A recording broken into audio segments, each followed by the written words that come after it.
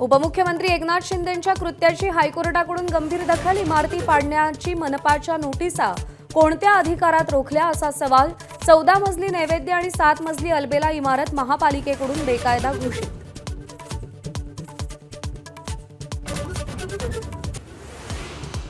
मीनाताईंच्या पुतळ्यावर रंग फेकणाऱ्या उपेंद्र पावसकरला अटक। पावसकरचे काका बाळासाहेबांचे अंगरक्षक होते।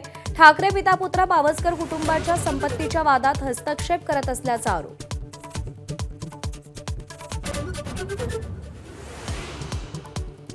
सोबत येईल त्याला 100% साथ द्या। शाखा प्रमुखांच्या बैठकीत उद्धव ठाकरेंचं आवाहन। मनसेसोबत युतीची चर्चा सुरू असल्याचंही वक्तव्य, तर परत आलेल्यांना उमेदवारी देणार नसल्याचंही स्पष्ट। स्थानिक स्वराज्य संस्थांच्या निवडणुकांबाबत ठाकरे गटाला शंका कुशंका। मध्य प्रदेशातून 25,000 ईव्हीएम आणण्याचं कारस्थान आहे का असा सवाल।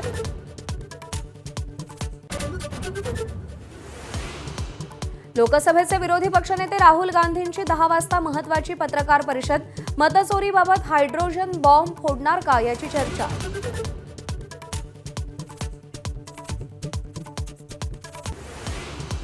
हैदराबाद गॅझेट लागू करण्याच्या सरकारच्या निर्णयाला आव्हान दिलेल्या याचिकेवर आज पुन्हा सुनावणी। 2 सप्टेंबरचा शासन निर्णय रद्द करण्याची याचिकेतून मागणी। विनीत धोत्रे यांनी याचिका दाखल केली आहे।